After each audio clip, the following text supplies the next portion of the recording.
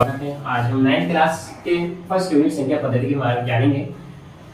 Introduction classes है, इसमें हम जानेंगे प्रकृत संख्या या प्रकृति संख्या किसे कहते हैं, प्राकृतिक संख्या किसे कहते हैं, पूर्ण संख्या किसे कहते हैं, पूर्णांक संख्या किसे कहते हैं, परिमेय संख्या किसे कहते हैं, अपरिमेय संख्या किसे कहते हैं, वास्तविक संख्या किसे कहते हैं, अभाज्य संख्या किसे कहते हैं, भाज्य संख्या किसे कहते हैं, विषम संख्या किसे कहते हैं, सम संख्या किसे कहते हैं। उसके बाद घातांक का नियम जानेंगे। सबसे पहले प्रकृत संख्या या प्राकृतिक संख्या किसे कहते हैं, वन बाय वन हम समझेंगे। सबसे पहले प्राकृतिक संख्या, प्रकृत संख्या। फर्स्ट है हमारा प्राकृत संख्या। किसे बोलेंगे प्राकृत संख्या, सुनिए। प्राकृत संख्या हम उसे बोलते हैं जो 1 से स्टार्ट होता है, 1 2 3 4 5 और अनंत तक जाती है। 1 से स्टार्ट होगा और अनंत तक जाएगा, ऐसी संख्या को हम प्राकृतिक संख्या बोलते हैं, प्राकृतिक संख्या बोलते हैं। इसे हम नेचुरल नंबर भी बोलते हैं। ये देखिए, सेकंड हमारा टॉपिक है पूर्ण संख्या। क्या पूर्ण संख्या? पूर्ण संख्या किसे बोलते हैं? देखिए, पूर्ण संख्या उसे बोलते हैं प्राकृतिक संख्या में अगर 0 ऐड कर दे, प्राकृतिक संख्या में 0 को जोड़ दे तो हमारा पूर्ण संख्या बन जाता है, जिसे हम होल नंबर भी कहते हैं। इधर देखिए, 0 1 2 3 4 5 कहां तक? इंफिनिटिव तक। इसे हम पूर्ण संख्या कहते हैं। यहां से यहां तक, यहां से यहां तक तो हमारा प्राकृत संख्या है। क्या है? प्राकृत संख्या। तो पूर्ण संख्या क्यों हुआ? सिर्फ इस 0 की वजह से। पूर्ण संख्या क्यों हुआ? सिर्फ इस 0 की वजह से। तो पूर्ण संख्या इस 0 की वजह से क्या हुआ? पूर्ण संख्या। यानी कि प्राकृत संख्या में हम 0 लगा दे तो हमारा वो संख्या क्या हो जाती है? पूर्ण संख्या हो जाती है। इधर देखिए, तीसरा हमारा टॉपिक है, तीसरा हमारा हेडिंग है पूर्णांक। क्या है? पूर्णांक संख्या किसे बोलते हैं? इधर देखिए, पूर्णांक संख्या किसे बोलते हैं? पूर्णांक किसे बोलते हैं? देखिए, पूर्णांक को अगर हम देखें तो एक हमारा होता है धनात्मक पूर्णांक। क्या होता है? धनात्मक पूर्णांक। और ये होता है हमारा ऋणात्मक पूर्णांक।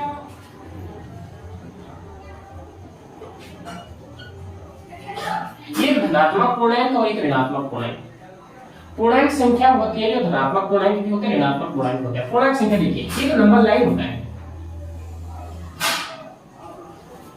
0, इधर राइट हैंड की तरफ ये पॉजिटिव संख्या होती है, प्लस का 1 प्लस का 2 प्लस का 3 प्लस का 4 प्लस का 5 प्लस का 6 प्लस का 7 और ये कहां तक? प्लस का इंफिनिटी तक जाएगा। ये नंबर प्लस का इंफिनिटी तक जाएगा। इधर देखिए, इधर होता है हमारा लेफ्ट साइड की तरफ, ये हमारा होता है माइनस का 1 माइनस का 2 माइनस का 3 माइनस का 4 माइनस का 5 और कहां तक? माइनस इंफिनिटी की तरफ जाता है। ये कहां तक जाएगा? Minus infinity. ये कहां तक जाएगा? Plus infinity. 0 से लेकर माइनस प्लस 1 इस साइड की तरफ, राइट हैंड की तरफ plus 1 plus 2 plus 3 plus 4 plus 5। ये हमारा प्लस का होता है और 0 के लेफ्ट की तरफ ये हमारा हो जाता है माइनस का। सुनिएगा बहुत अच्छे से, यहां से 0 से लेकर ये प्लस इंफिनिटी तक ये हमारा कहलाता है धनात्मक पूर्णांक। क्या कहलाता है? धनात्मक। ये हमारा कहलाता है धनात्मक पूर्णांक। और यहां से लेकर ये हमारा कहलाता है ऋणात्मक पूर्णांक। क्या कहलाता है? ऋणात्मक पूर्णांक। ये हमारा 0 से लेकर 1 प्लस का 1 प्लस 2 प्लस 3 कहां तक? धनात्मक पूर्णांक। ये हमारा कहलाता है ऋणात्मक पूर्णांक। अच्छा, पूर्णांक संख्या क्या बोलेंगे? देखो, पूर्णांक संख्या में वह संख्या जो कि धनात्मक भी हो सकता है, ऋणात्मक भी हो सकता है, 0 भी हो सकता है, वो पूर्णांक संख्या होगा। लेकिन पूर्णांक संख्या में ध्यान दीजिएगा, पूर्णांक संख्या वो होता है जो पूर्ण है, जो कंप्लीट है, फ्रैक्शन वैल्यू नहीं चलेगा इसमें। पूर्णांक संख्या में धनात्मक हो सकता है, ऋणात्मक हो सकता है, 0 हो सकता है, लेकिन पूर्ण होना चाहिए, फ्रैक्शन वैल्यू नहीं चलेगा इसमें। पॉइंट वाला कोई वैल्यू नहीं है, पूर्ण है। देखिए, चाहे नेगेटिव है लेकिन पूर्ण है। 1 माइनस का 1 माइनस का 2 माइनस 3 पूर्ण है ना, तो ये पूर्णांक संख्या बोलेंगे। इसे हम बोलेंगे ऋणात्मक पूर्णांक, इसे हम बोलेंगे धनात्मक पूर्णांक। एक बात देखिए यहाँ पर कि 0 ना, 0 को भी पता है कि कहां जाना है, 0 भी पॉजिटिव की तरफ गया है, 0 धनात्मक पूर्णांक बना है। जीरो क्या बना है, धनात्मक पूर्णांक बना है।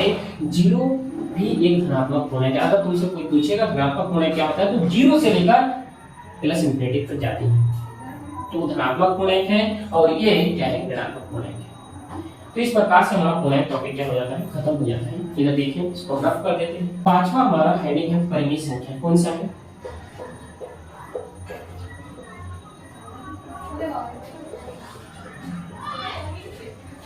परिमेय संख्या वह संख्या होता है जिसे हम p अपॉन q के रूप में लिख सकते हैं। परिमेय संख्या वह संख्या होता है जिसे हम p अपॉन q के रूप में लिख सकते हैं। ऐसी संख्या जिसे हम p अपॉन q के रूप में लिख सकते हैं। और एक बात यहाँ पे कहा है कि q not is equal to 0 के बराबर होता है। q 0 के बराबर नहीं हो सकता है। अच्छा, एक बात बताइए, ये बात तो जरूरी बात है। ये बात आप समझ सकते हैं कि किसी भी संख्या के अगर अपॉन में 0 आ जाएगा तो इंफिनिटी बना देता है, वो अनंत बना देता है। जैसे 3 अपॉन में अगर 0 बनाएगा तो ये क्या बना देगा, इंफिनिटी बना देगा। तो इंफिनिटी ये तो हो ही नहीं सकता है, ये तो हो ही नहीं सकता है। तो ये बात सोचिए आप कि 0 नहीं खा सकता। क्या नहीं आ सकता, 0। जैसे 3 अपॉन 4 है, 1/3 है, 2/4 है, 6 अपॉन 7 है। ये सारी बातें क्या है, परिमेय संख्या है। ये सारी बातें क्या है, परिमेय संख्या। ये सारे एग्जांपल किसके हैं, परिमेय संख्या के।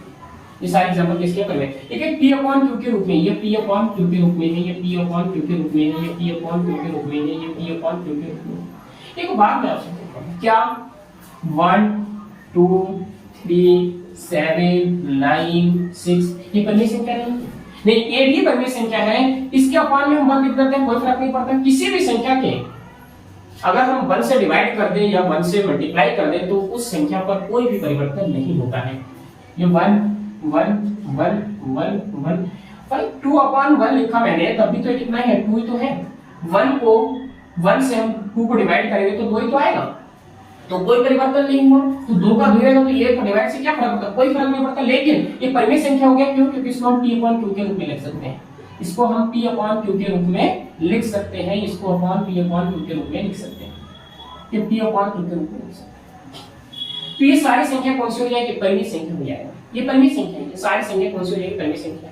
क्या 0 एक परिमेय संख्या है, क्या 0 एक परिमेय संख्या है? अरे क्यों नहीं है, 0 एक परिमेय संख्या है। 0 के नीचे आप एक लगाइए ना, ये p है, ये q है, परिमेय संख्या है।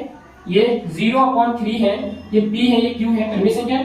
0 को जब 1 से आप भाग दो तो 0 ही तो आएगा। 0 को जब 3 से भाग दो तो क्या 0 ही तो आएगा। क्या ये परिमेय संख्या है, 1/0? नहीं। देखिए साफ बोला है कि q 0 बराबर नहीं हो सकता, क्योंकि अगर ऐसा होता है तो इंफिनिटी बना देता है ये, तो ये परिमेय संख्या नहीं है। लेकिन 0 ऊपर आ सकता है, अंश हो सकता है, क्योंकि 0 ही बनाएगा। और ये 0 क्या है, ये परिमेय संख्या है। 0 क्या है, ये परिमेय संख्या है। इधर देखिए, अगर अपरिमेय संख्या की बात करें, हमारा अगला टॉपिक है अपरिमेय संख्या। क्या है, अपरिमेय संख्या। अपरिमेय संख्या, अपरिमेय संख्या किसे बोलेंगे? अपरिमेय संख्या वह संख्या जिसे हम p अपॉन q के रूप में नहीं लिख सकते। वह संख्या जिसे हम p अपॉन q के रूप में नहीं लिख सकते हैं, इसे हम अपरिमेय संख्या बोलते हैं। इसका एग्जांपल जैसे रूट में 3 है, रूट में 5 है, रूट में 6 है, रूट में 7 है, रूट में कुछ भी 20 लिख दीजिए, तब भी ये क्या है, परिमेय संख्या नहीं है। क्योंकि 20 को जब आप ओपन करोगे तो 24 into 5 हो जाएगा, तो 4 into 5, तो ये यहाँ से 2 बाहर आ जाएगा, 2 बाहर आ जाएगा 4 का, और ये कितना हो जाएगा 5। तो ये भी क्या है, अपरिमेय संख्या, क्योंकि रूट 5 एक अपरिमेय संख्या, उसके साथ अगर परिमेय संख्या का गुणा हो या भाग हो तब भी वो अपरिमेय संख्या ही रहता है। इधर देखिए, क्या ये अपरिमेय संख्या है? नहीं, अपरिमेय संख्या नहीं, क्योंकि रूट 4 को हम ऐसे लिख सकते हैं, 2 into 2 लिख सकते हैं, और यहाँ से जोड़े में से बाहर आता है कि 2 into 2 से 2 बाहर आएगा, और 2 हम जानते हैं एक परिमेय संख्या है। तो जिस संख्या का पेयर बन जाए, गुणनखंड जिनका पेयर बन जाए, वो संख्या बाहर आ जाएगा, तो वो क्या हमारा हो जाएगा, परिमेय संख्या हो जाएगा। जिस संख्या का पूरा पूरा पेयर ना बन पाए, जोड़ा ना बन पाए गुणनखंड में, तो वो संख्या हमारा क्या हो जाएगा, वो संख्या हमारा अपरिमेय संख्या हो जाएगा। अपरिमेय संख्या का एक अच्छा उदाहरण है पाई। पाई भी ये क्या है, अपरिमेय संख्या है। कई सारे बच्चे बोलते हैं कि पाई का मान तो 22/7 क्या है, 22/7 है, जिसको हम p अपॉन q के रूप में लिख सकते हैं। मैं बता दूं कि पाई का एग्जैक्ट वैल्यू नहीं है 22/7, पाई का एक लगभग वैल्यू है 22/7। और अगर आपसे कोई पूछेगा कि 22/7 क्या है, तो आप बोलोगे कि ये परिमेय संख्या है। क्या है ये परिमेय संख्या है, ये परिमेय संख्या है, ये परिमेय संख्या। लेकिन पाई आपसे पूछ ले कि पाई क्या है, तो आप पाई को बोलोगे कि आप परिमेय संख्या है। पाई एक अपरिमेय संख्या है लेकिन 22/7 एक पाई एक अपरिमेय संख्या है लेकिन 22/7 एक परिमेय संख्या। क्यों? क्योंकि इसको हम p/q के रूप में लिख सकते हैं, इसे हम p/q के रूप में लिख सकते हैं। अगला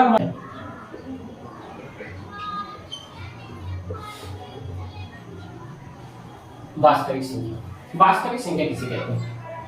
वास्तविक संख्या देखिए, प्राकृतिक संख्या कहें, पूर्ण संख्या कहें, पूर्णांक संख्या कहें, परिमेय संख्या कहें, भाज्य संख्या कहें, अभाज्य संख्या कहें, इन सारी संख्याओं का जो संग्रह होता है उसे हम वास्तविक संख्या कहते हैं। वास्तविक संख्या तो लिखेंगे सभी संख्या का संग्रह, चाहे सभी संख्या का संग्रह वास्तविक संख्या कहलाता है। वास्तविक संख्या कहलाता है।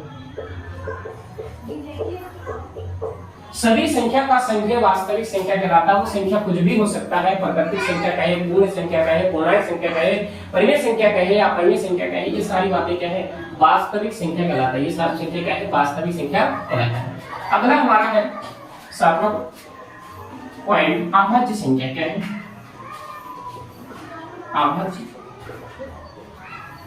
अभाज्य संख्या किसे कहेंगे?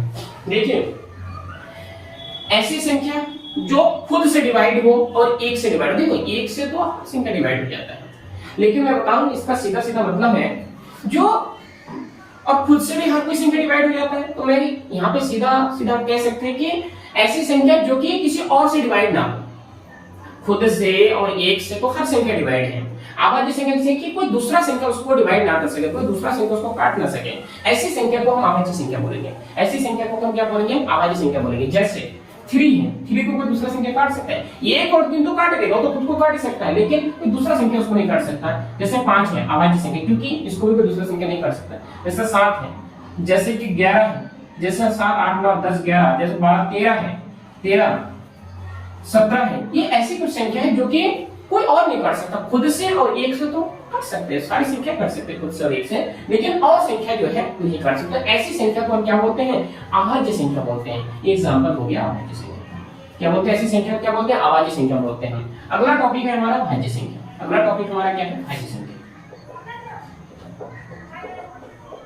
भाज्य संख्या किसे बोलेंगे? तो देखिए, भाज्य संख्या ऐसी संख्या खुद से और एक से तो कट जाते हैं, लेकिन भाज्य संख्या वो संख्या होती है जो दूसरा संख्या उसको काट दे, डिवाइड कर दे दूसरा संख्या। जैसे 6 भाई 6, 1 से और 6 से तो कट ही जाएगा 6, लेकिन 2 भी 6 को डिवाइड कर सकता है और 3 भी 6 को डिवाइड कर सकता है। जैसे 4 है,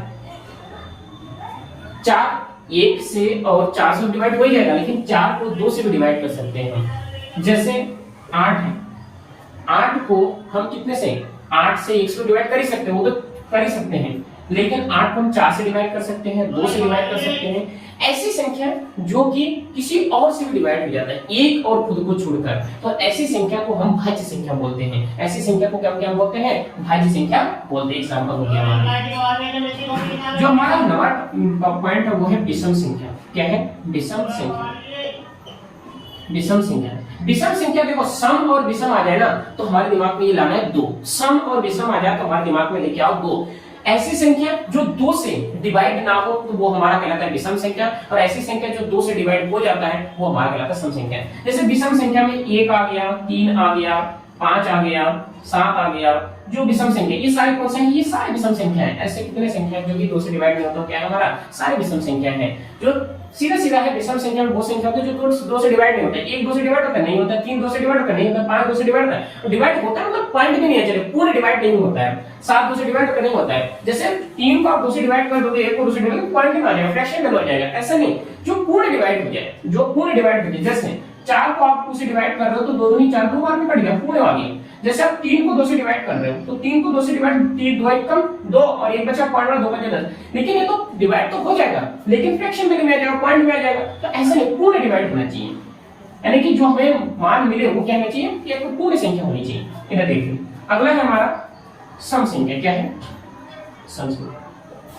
सम संख्या किसे बोलेंगे? तो देखिए, सम संख्या विषम संख्या का उल्टा। ऐसी संख्या जो 2 से डिवाइड हो जाती है, ऐसी संख्या क्या 2 से डिवाइड हो जाती है। जैसे 2 हो गया, 4 हो गया, फिर क्या हो गया? 2 हो गया, 4 हो गया, फिर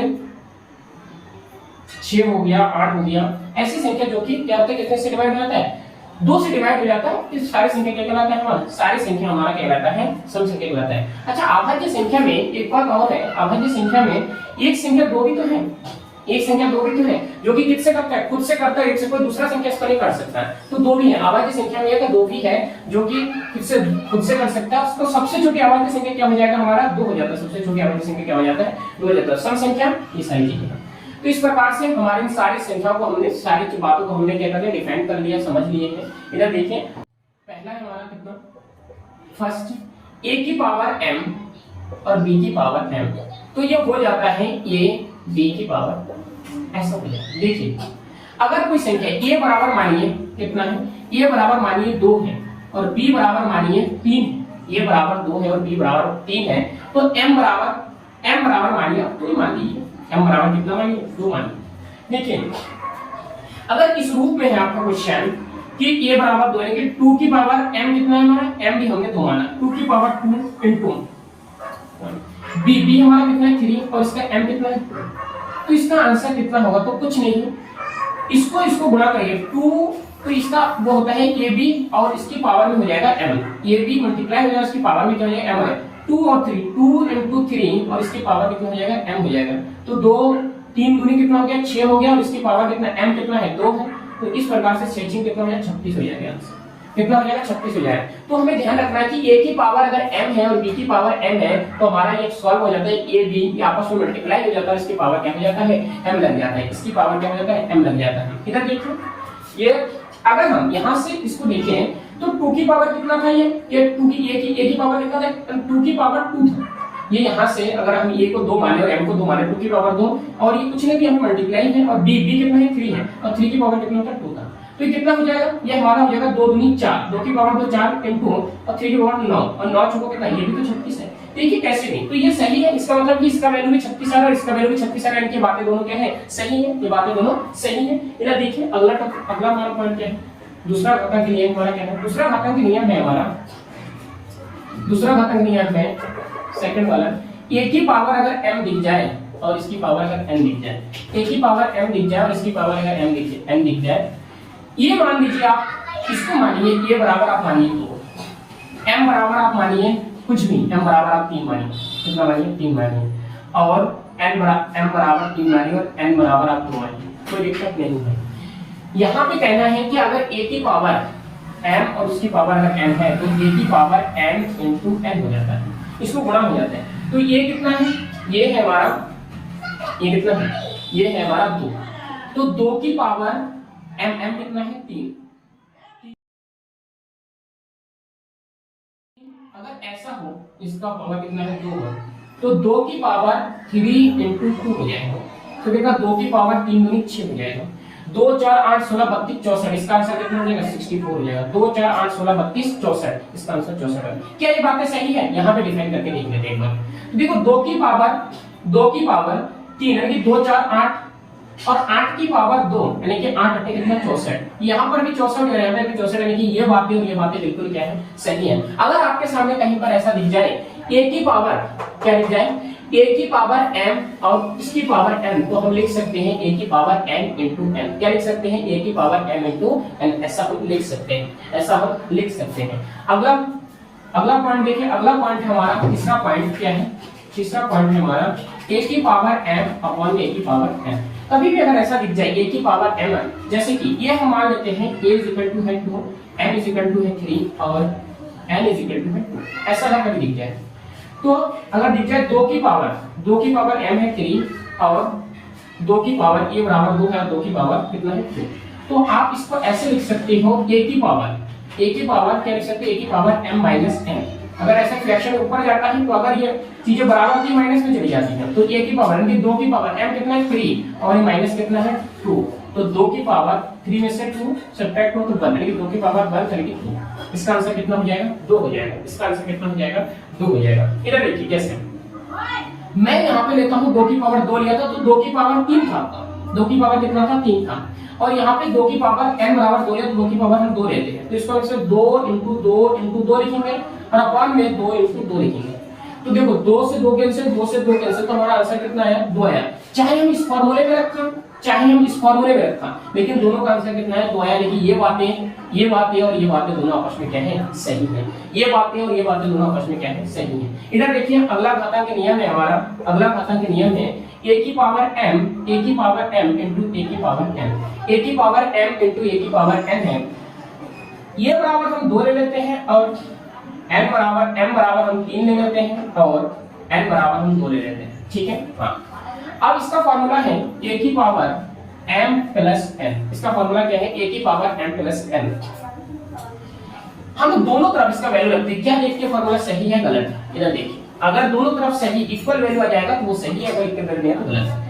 ये a कितना है 2 है, तो 2 की पावर m कितना लिया है 3 लिया है, ये मल्टीप्लाई का साइन मल्टीप्लाई कर देंगे। a की पावर ये कितना है 2 है, n कितना है हमारा, ये a कितना है 2 है और m कितना है 3 है और प्लस n कितना है 2 है, तो 2 4 8 और इनटू 2 दूनी 4। इधर देखो और ये है 2 की पावर 5, 2 की पावर कितना है 5, तो 8 चौको कितना हो गया ये 32 हो गया, 2 4 8 16 32, ये कितना हो गया 32 है, यानी कि दोनों बातें क्या है सही है, तो ये इसके बराबर होता है। अगर कहीं पर आपको दिख जाए a की पावर m और इनटू a की पावर n, तो हमारा फार्मूला हो जाता है इक्वल टू a की पावर m प्लस n हो जाता है, क्या होता है a की पावर m प्लस n होता है। तो ये हमारा 9th क्लास का फर्स्ट यूनिट का इंट्रोडक्शन था, आप बहुत अच्छे से समझे होंगे और मैंने पूरा अच्छे से समझाने की कोशिश किया। अगर आप लोगों को ये मेथड अच्छा लगे, अगर आप लोगों को समझ में आए तो प्लीज चैनल को सब्सक्राइब करें, चैनल